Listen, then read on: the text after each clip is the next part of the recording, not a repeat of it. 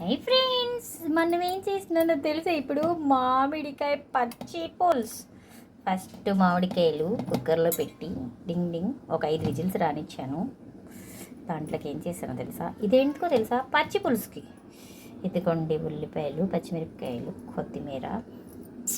ఇప్పుడు ఈ మామిడికాయకి తొక్క తీసేస్తాగండి. బాగా ఉడకపెట్టిన వాటిని ఇలా ఉప్పు వేసి ఇలా తీసేసి, చూసారా పచ్చి పులుసు. ఇప్పుడు దీంట్లో ఏం చేస్తున్నాను సార్? తాలింపు ఫ్రెండ్స్. ఆయిల్ పెట్టి తాలింపు వేసానా. ఎండుమిరపకాయలు ఘాటు కావాలిగా మనకి, అందుకని కొంచెం ఎక్కువ మిరపకాయలు వేసాను. దాన్ని కొంచెం అలా అలా అనేసేసి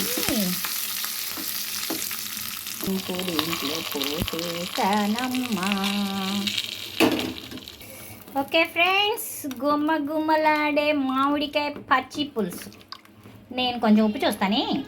పచ్చి పులుసు గుమ్మలు అంటున్నారు, ఏంటి అనుకుంటున్నారా? తాలింపు వేస్తే గుమ్మలు ఎవరికైనా ఆడుతుంది.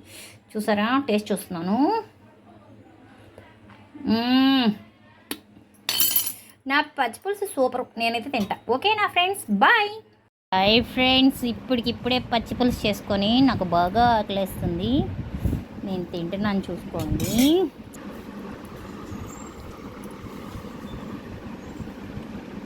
నాకు నచ్చింది. ఓకే నాకు నచ్చింది.